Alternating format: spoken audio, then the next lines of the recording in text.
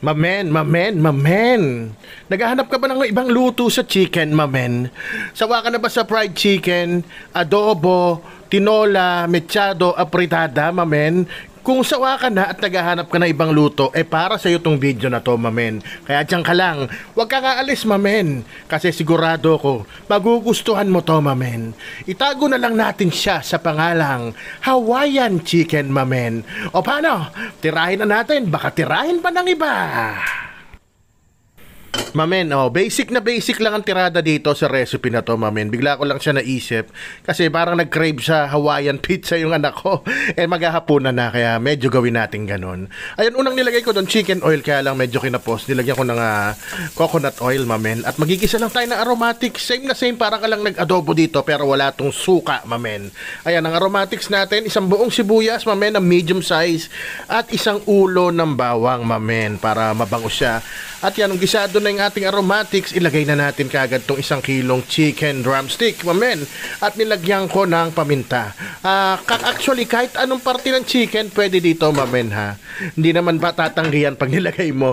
Ayan, so takpan natin, hintayin natin magmantika at kumatas siya. At the same time, ayan, matutusta siya. Kaya kung napapansin nyo, hindi ko na ginagawa yung tutustahin mo pa isa-isa. Kasi pwede naman isabay sa gisa, mamen. Ayan, takpan lang natin, mamen. Antayin lang natin labasan yung manok natin, mamen. Kasi lalabasan talaga yan, kakatas yan, mamen, at magmamantika. Kaya ako napansin nyo nga, diba, medyo nagmantikaan at nilabasan na siya. Kaya tinimplahan ko na onting oyster sauce. Ito, dark soy sauce ginamit ko, mamen. Pero pwede rin naman yung ordinaryong soy sauce. Tapos nilagyan ko ng Knorr seasoning. Medyo marami, mamen, kasi yan yung sa online dito, yung pala, peke. Kaya parang toyo ko na lang siya, mamen. Sabay binikwasan ko rin ng chicken powder yan, mamen. Tsaka yung sabaw ng pineapple tidbits. At syempre, dinagdagan ko rin siya ng pineapple juice. Pero onti lang, mamen. Yan ay magpapalambot dyan, mga 20 minutes kung pakukuluan. At ito, bahala na kayo, optional na lang, sugar, mamen, kasi medyo manamis naman na yung pineapple. Kaya lang ako, bitin lang ng onte, kaya onting-onti lang, kaya optional na lang, mamen. Tapos yan, dahon ng laurel. At yan, palambutin lang natin siya. At kung nandiyan ka pa, mamen, baka pwede naman pakiliti ng onti sa iyo, mamen. Baka pwede mo naman pakilike and share tong video para makaabot sa iba itong recipe ko ng Hawaiian chicken, mamen.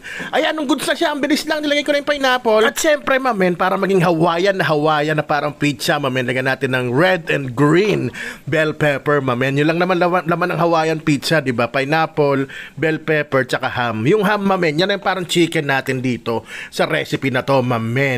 O yan na, malapit na yan sa katotohanan, kumakalam na yung sigmura ko, mamen. Kaya yan, titikman ko na. At alam nyo na bang kasunod niyan? Isisigaw ko na magkakain na. Rapsa! Men? No. Ganda ng pagkakatusta.